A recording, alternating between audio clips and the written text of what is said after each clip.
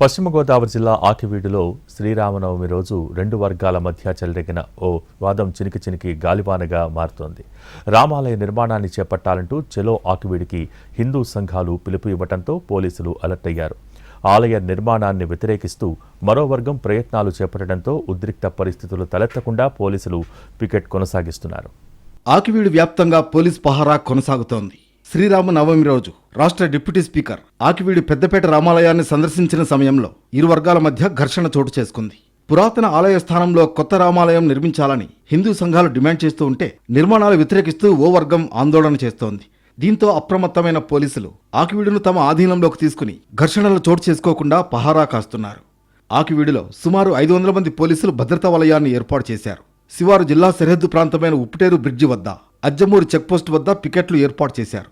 ప్రత్యేక బలగాలు కవాతు నిర్వహించాయి. ఇతర వ్యక్తులు ఆకివీడులో చొరబడకుండా ప్రత్యేక నిఘాను ఏర్పాటు చేశారు పోలీసులు. ప్రజల్లో గందరగోళం సృష్టించడానికి కొందరు ఆకతాయిలు సోషల్ మీడియాలో పోస్టులు పెడుతున్నారని, అటువంటి వారిపై చట్టపరమైన చర్యలు తీసుకుంటామని హెచ్చరించారు. ఇప్పటికే కొంతమందిని ఫోన్లు ట్రాప్ చేసి అదుపులోకి తీసుకున్నామని తెలిపారు.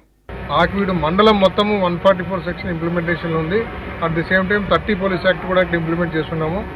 ఎవరు కూడా ఇద్దరికి మించి మనుషులు ఎక్కడ కూడా గుమిగూడి ఉండడానికి వీల్లేదు. ఆకతాయిలు దీనంతా వాట్సాప్లో కొన్ని క్రియేట్ చేశారు. వాళ్ళు ఎవరో కూడా మేము మొత్తం ట్రేస్ చేశాము. వాళ్ళ మీద ఖచ్చితంగా చట్ట ప్రకారంగా ఏం చర్య తీసుకోవాలో ఆ చర్య తీసుకుంటున్నాము. ఆల్రెడీ కొంతమంది చర్య కూడా తీసుకున్నాము.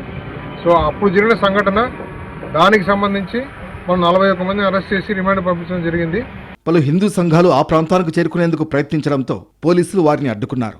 శ్రీరామనవమి రోజు చోటు చేసుకున్న ఘటనలో ఇప్పటికే 57 మందిపై కేసులు నమోదయ్యాయి.